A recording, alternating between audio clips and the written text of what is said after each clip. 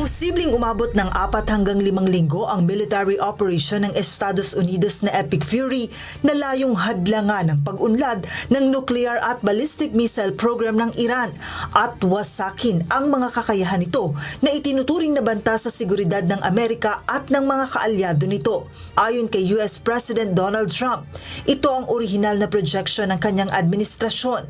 Gayunman, may kakayahan ng US na palawigin pa ang operasyon kung kakailanganin. We're already substantially ahead of our time projections, but whatever the time is, it's okay. Whatever it takes, we will always, and we have right from the beginning, we projected 4 to 5 weeks, but we have capability to go far longer than that. Binigyang diin ng Pangulo na hindi ito isang panandaliang hakbang, kundi isang strategic decision na matagal nang pinagplanuhan ng Amerika.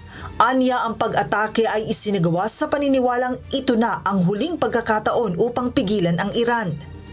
This was our last best chance to strike what we're doing right now and eliminate the intolerable threats posed by this sick and sinister regime. And they are indeed sick and sinister. Iginiit ni Trump na lumalakas at lumalawak ang missile program ng Iran at nagiging malinaw na banta sa mga pwersa ng US. Kabilang sa mga layunin ng operasyon ng pagwasak sa missile capabilities ng Iran, pagpigil sa suporta nito sa mga militanteng grupo at pagtiyak na hindi ito makagagawa ng nuclear weapon.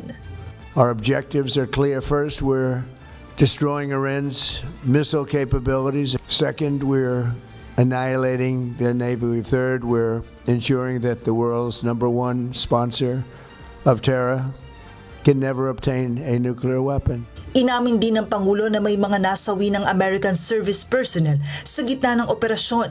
Gayunman, desidido ang Amerika na ipagpatuloy ng military force ang operasyon bilang paggunita sa mga kasamahan na nagbuwis ng buhay para sa misyon.